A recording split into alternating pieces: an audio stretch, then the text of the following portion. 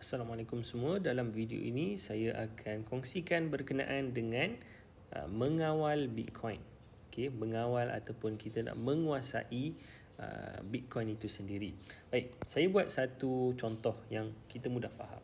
Sebagai contoh ringgit Malaysia. Okey, RM ringgit Malaysia. Okey, ringgit Malaysia ada tak institusi yang mengawalnya? Jawapannya ada. Okey, ringgit Malaysia dia dikawal oleh BNM, Bank Negara Malaysia. Jadi Bank Negara Malaysia inilah yang mengeluarkan yang boleh mengawal segala pengeluaran ringgit, okey, macam mana nak hapuskan duit ringgit ini, kesemuanya di bawah kuasa BNM. Jadi bolehkah kita mengawal duit ringgit ini? Jawapannya sudah tentu boleh. Okey, kerana apa? Kerana BNM ini adalah satu institusi yang kita kata sebagai berpusat. Okey, dia adalah institusi yang berpusat. Baik, jadi macam mana kita nak kawal duit ringgit? Caranya adalah dengan kita mengawal BNM ataupun kita serang BNM. Okey, jadi itu adalah contoh. Okey, contoh macam contoh di negara lain lah. Okey, bukan di Malaysia. Ada di beberapa negara lain yang mana bank negara dia itu dikawal oleh beberapa orang dalam kerajaan. Jadi orang politik, okey, ataupun orang dalam kerajaan dia boleh yang mempunyai kuasa untuk melobi orang-orang dalam bank negara mereka, maka mereka boleh untuk menetapkan pengeluaran duit ringgit ataupun pengeluaran mata wang di negara mereka mengikut cita rasa mereka. Sebab itu kita ada isu seperti hyperinflasi. Okey, hyperinflation yang mana percetakan duit negara mereka, mata wang negara mereka yang terlalu banyak menyebabkan hyperinflation. Okey, macam mana dia berlaku? Disebabkan oleh adalah beberapa orang yang pergi mengawal bank negara mereka. Okey, yang mengawal segala percetakan duit-duit mereka. Jadi isu dengan mata wang yang kita ada hari ini adalah disebabkan dia berpusat.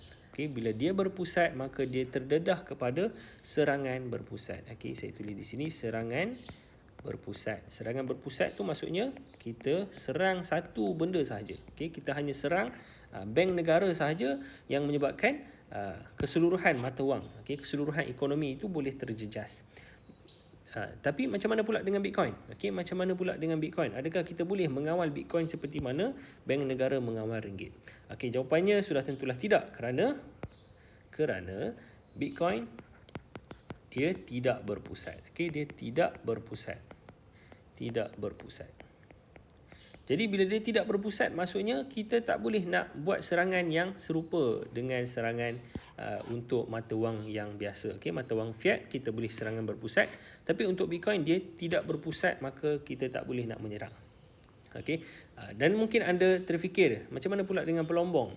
Okey, pelombong, bukankah mereka boleh mengawal segala pengeluaran Bitcoin? Okey, jawapannya sudah tentu boleh. Cuma masalahnya adalah, okey, kita buat contoh macam inilah. Bitcoin, ini adalah Bitcoin dan kita ada pelombong, okey, yang bulat. Saya buat warna hijau ni. Bulat warna hijau merujuk kepada pelombong. Okey, pelombong ada banyak. Okey, jadi ini semua adalah pelombong yang boleh mengawal Bitcoin. Okey, yang boleh melombong Bitcoin. Okey, semua ini dia masing-masing mempunyai komputer untuk mengawal Bitcoin. Okey, jadi apa contoh serangan yang boleh dibuat? Okey, contoh kita menjadi salah seorang pelombong. Kita nak menyerang Bitcoin. Okey, kita nak menyerang Bitcoin. Jadi kita warna merah, kita nak serang Bitcoin. Jadi macam mana kita nak serang Bitcoin? Caranya adalah dengan kita contoh macam data tadi, okey, data yang saya telah jelaskan sebelum ini, dalam sesebuah blok Bitcoin, okey, andaikan ini adalah blok rantai Bitcoin. Jadi dalam sesebuah blok ini kita ada 3 benda, okey, yang saya telah pun jelaskan sebelum ini: transaksi, hash dan juga nonce. Okey, jadi untuk kita serang Bitcoin ni, kita hanya perlu serang transaksi je lah, sebab yang ini je lah yang berkaitan dengan kita, sebab ini berkaitan dengan duit kita, okey, iaitu Bitcoin. Ini berkaitan dengan Bitcoin, yang ini pula berkaitan dengan blok yang terhasil. Jadi ini kita tak kisah sangat. Ini kita tidak kisah sangat. Kita nak mengubah transaksi saja. Contoh macam kalau A ataupun A berikan kepada B sebanyak 10 Bitcoin. Okey, contoh kita ni kita kawan dengan B. Okey, kita nak ubah transaksi ni, kita tak mau dia kata 10, kita nak diubah menjadi 20 sebagai contoh, sebab kita dengan B ni kita ada komplot dengan B. Jadi kita terima 20 Bitcoin ini, kita masukkan dalam transaksi. Okey, sepatutnya 10. Okey, saya buat macam ni.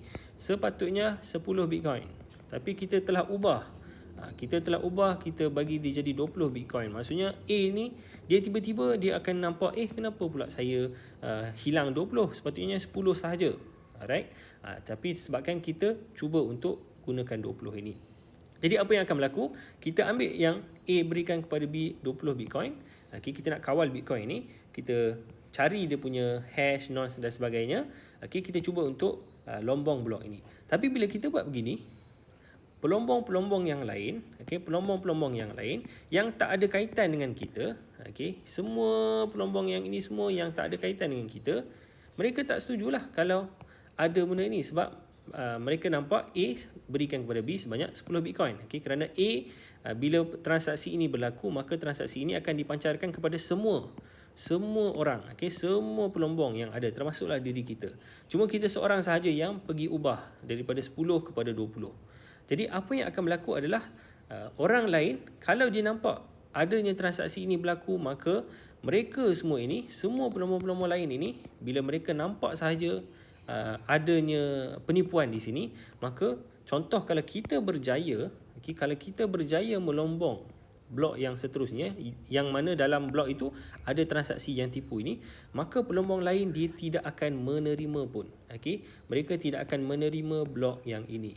Blok yang ini akan di-ignore. Mereka tak akan terima. Jadi mereka akan hapuskanlah, tak terima yang ini, mereka akan carilah yang sebenarnya. Jadi akan ada yang pelombong lain yang berjaya mendapat yang melombong dengan transaksi yang betul untuk tambah blok yang seterusnya, yang mana orang lain akan terima kecuali kita. Jadi dalam serangan Bitcoin, kita tak boleh nak buat serangan berpusat seperti mana ringgit, kerana kita tidak ada pusat yang mengawal Bitcoin. Begitu juga dengan pelombong. Macam mana kita sebagai seorang pelombong, kita tak boleh nak menipu sahaja sebegitu.